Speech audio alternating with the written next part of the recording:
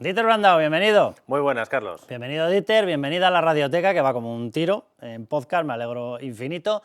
Y sobre todo me alegro infinito de que esté sirviendo un producto, la Radioteca, podcast, lo pueden encontrar por cualquier sitio, lo pueden encontrar en nuestra página web, lo pueden encontrar en, evidentemente, todas las plataformas, Spotify, Apple, etcétera. Y estoy encantado además de que esa Radioteca esté sirviendo para desvelar algo que es absolutamente necesario, que es la conexión de todo lo que nos está pasando en nuestras tramas de corrupción con Venezuela. Que esto es clave y de eso va la primera Radioteca, va a haber infinitas. Pero si te parece, Dieter, vamos a ver de qué va la Radioteca, vamos a ver cómo es este producto, se lo explicamos y volvemos rápido.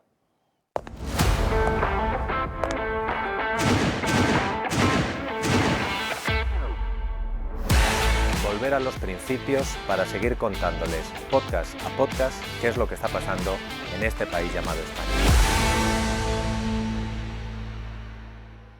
A ver, la Radioteca, explícanosla tú.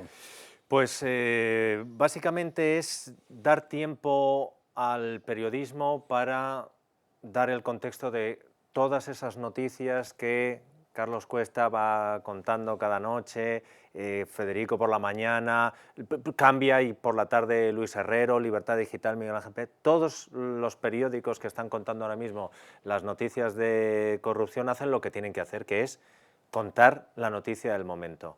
Pero ¿a ti qué te voy a decir, Carlos? Es tanta la información... Es una locura. Que si tú y yo incluso nos podemos perder o incluso olvidar parte del contexto en el que se han producido, imagínate la gente que te ve, te escucha o te lee. Por eso decidimos hacer algo que nos diera tiempo para sumar las piezas del rompecabezas. Y empezamos por un tema que yo creo, tú lo has dicho, es fundamental, que es los vínculos de PDVSA, de Venezuela, de la caja fuerte del régimen, exacto, con lo que ha pasado en otros muchos países, porque el dinero de PDVSA, que además ahora, según hemos hecho la Radioteca, solo hay dos posibilidades, o bueno, alguna más, pero básicamente hay dos acusaciones. La que hacen los maduristas a los chavistas de haber robado 5.000 millones de dólares de PDVSA y la que hacen los chavistas a los maduristas de haber robado 22.000 millones de dólares. Que serán ciertas las dos, por cierto. Pues entonces sumas casi 30.000 millones de dólares. Y siguiendo la pista del dinero se llega a muchos sitios. Claro, nosotros lo que hemos empezado a hacer es una especie de cronología de dónde empiezan las noticias que vinculan otra vez a Venezuela con España y qué pasaba en España mientras estaban produciendo esas noticias. Porque el podcast lo comenzamos con los cortes de sonido de un político que dijo que había que hablar de Venezuela porque en Venezuela habían ocurrido cosas muy graves y que había gente que las estaba exportando a España a cambio de dinero. Ese político es Pedro Sánchez.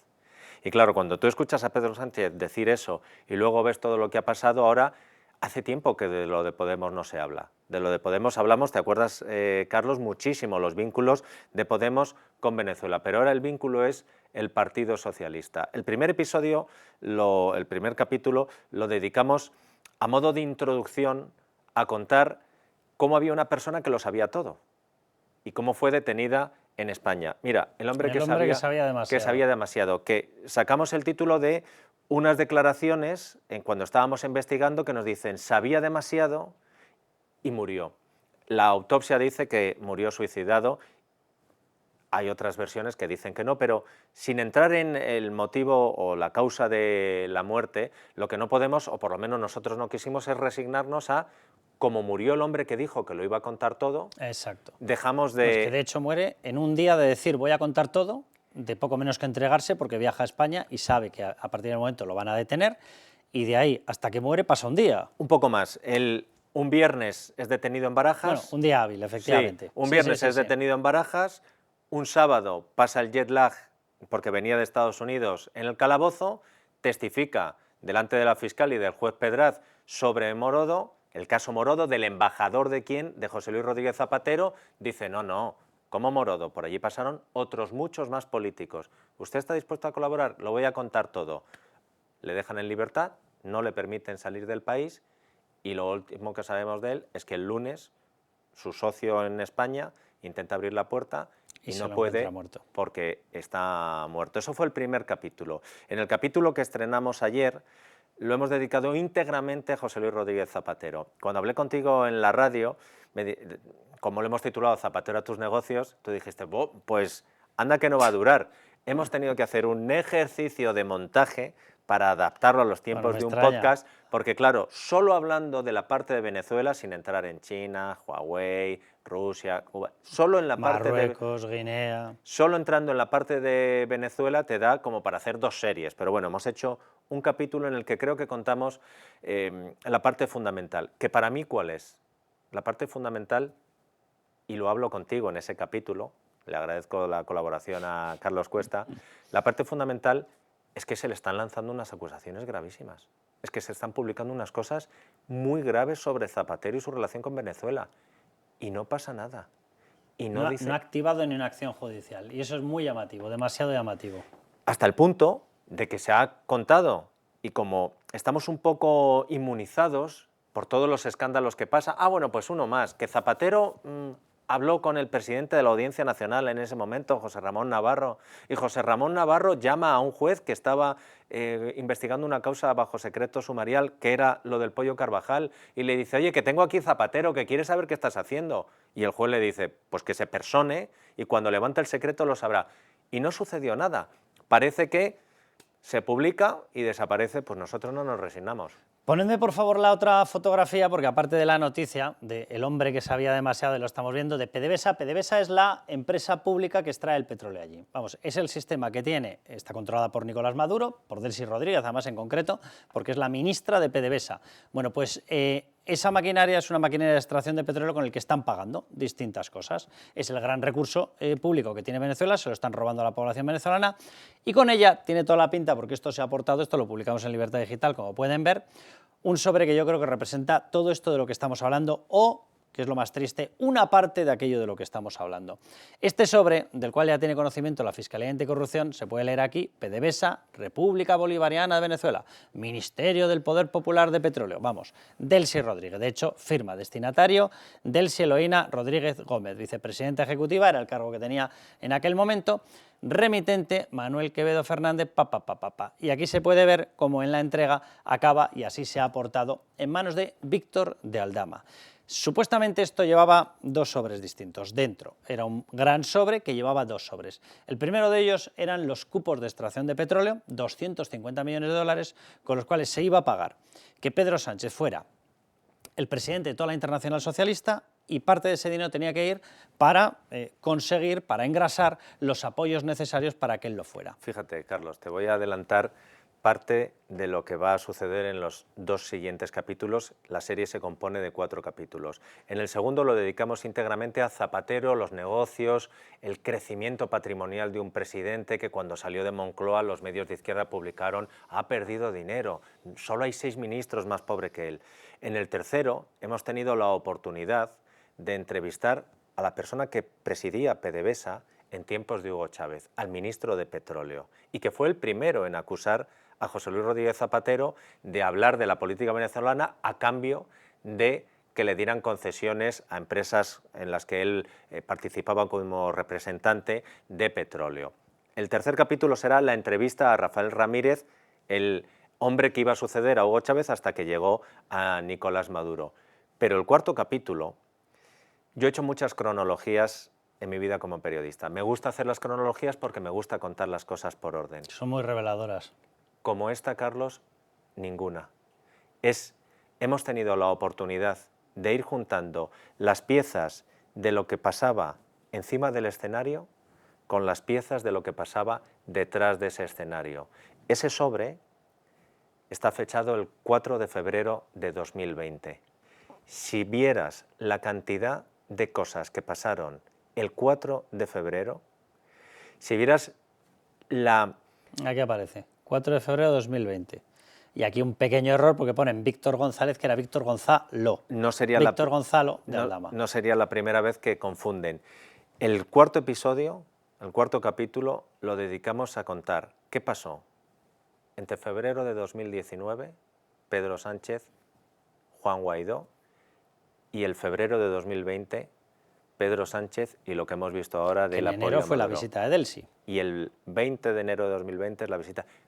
Pero ocurren tantas cosas hasta que se da esa visita y tantas cosas después de esa visita, y además tenemos las piezas que hasta a mí se me había olvidado, las piezas sonoras que te van encajando y te van diciendo, pues mira, esto pasó por esto, mientras estaba sucediendo esto, en Caracas estaba pasando esto otro, y es tan brutal el cambio de posición de Pedro Sánchez, mientras van pasando cosas en la sombra que te justifican la versión que dio Víctor de Aldama de por qué Pedro Sánchez cambia de posición, que yo la verdad es que me he quedado impresionado. Claro, Víctor Aldama habla directamente de que cambia de posición en el momento en el que le certifican, sí, vamos a hacer negocios desde Venezuela con vosotros, que era el motivo de la llegada de Delsi Rodríguez. Delsi Rodríguez, que no se nos olvide, llegaba con una agenda de reuniones con todos los ministros, con todos, que por cierto, como estábamos ya metidos en la rampa COVID, de aquella manera, porque eso ocurrió entre el 19 y el 20 de enero. Es decir, mientras que aquí se estaba negando el avance del COVID, resulta que en el resto, la Organización Mundial de la Salud y demás, estaban diciendo cuidado, cuidado, cuidado. Bueno, pues una de las insistencias mayores de Delsi Rodríguez fue con todos los ministros, pero en especial con el de Sanidad. ¿Qué interés tenía en especial el de Sanidad? Pues evidentemente el tema de mascarillas, de tal. Vale, y mientras el gobierno estaba negando aquí el impacto. Es que cuidado, porque es que esta historia efectivamente enlaza absolutamente todo lo que estamos viendo de todos los casos de corrupción y los casos que no llamamos corrupción y que son una vergüenza nacional como la Copa Un Pino. Sí, y creo que nosotros como grupo de comunicación teníamos la obligación de por lo menos dejar constancia de ese contexto, dejar constancia de, en una serie de 4 capítulos, decir, en España sucedió esto, y sucedió esto por estas razones, que no son precisamente buenas. Es verdad que el primer capítulo ha sido un capítulo con una narrativa mucho más quizá centrada en lo que es, no quiero decir una anécdota, porque una vida no es una anécdota, sí, pero un caso específico dentro de toda la serie, que es la muerte del hombre que lo sabía todo. Sí, pero es muy importante porque te da una imagen de hasta dónde puede llegar determinada mafia. Sobre todo porque si han escuchado el primer capítulo, habrán visto que en Venezuela no murió solo uno, murieron otros muchos que estaban relacionados con la corrupción de PDVSA. El segundo capítulo es un capítulo mucho más de análisis político y de recuerdo del perfil de Zapatero, aunque dentro también hay otra secuencia que es totalmente de ciencia ficción. Bueno, en la ciencia ficción no te comprarían el guión, que es el papel de Hugo el Pollo Carvajal, el jefe de los servicios secretos venezolanos, y cómo es detenido en España. Mira, al abogado de PDVSA lo detienen, va a declarar, dice que quiere colaborar, lo dejan en libertad sin que pueda salir, pasa una cosa muy rara, porque de pronto aparece su nombre en una reserva para un vuelo que él no va a coger, la Interpol dice se ha escapado, se monta un pollo, nunca mejor dicho, y el hombre no se iba a ir, sino que aparece muerto. Con Carvajal no sucede eso, con Carvajal viene a España. Si quieren saber con el nombre con el que viaja a España, les recomiendo que escuchen el podcast, solo por picar un poco a la gente. Y él declara también, y es detenido. Pero cuando Estados Unidos dice, no, oiga, que es que este señor le tenemos grabado con el cártel de los soles diciendo que para fastidiar a Estados Unidos iban a inundar de droga al país. Este señor nos lo mandan. España no lo manda. Y cuando van a por él, porque dicen, hombre, es que Trump ha dicho que lo mismo nos hacen algo. Dicen, pues venga, vamos a extraditarle. Pero alguien lo publica. Hemos cambiado la decisión para extraditar al Pollo Carvajal. Van a buscarle y no está. 2 años desaparecido. 2 años diciendo que el pollo había volado y que estaba fuera de España, que ya no se le podía recuperar. La DEA, la de las películas, la agencia antidroga, la agencia antidroga, las que salen ahí con las chaquetas cuando van a por los narcos, tiene que llamar a España y decirle, hemos encontrado al pollo, está en un piso en Arturo Soria, por cierto, muy cerca de un complejo de la policía, y si no es por eso, el pollo no sabemos si hubiera declarado o no. Al final ha declarado porque lo han extraditado a Estados Unidos y allí está pendiente de escuchar la sentencia. Te hago una última pregunta. Cogiendo toda la serie, ¿tú sacas la conclusión de que España, con Sánchez, recibe órdenes de la narcodictadura venezolana? Pues órdenes no lo sé, pero empresas, en la información económica que tú tanto manejas, hay un término inglés que se utiliza mucho y que es la joint venture, cuando dos empresas tienen objetivos en común y deciden ponerse de acuerdo.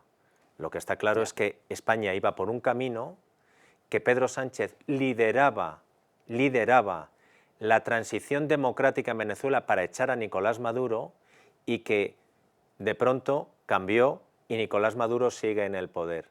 ¿El por qué cambió?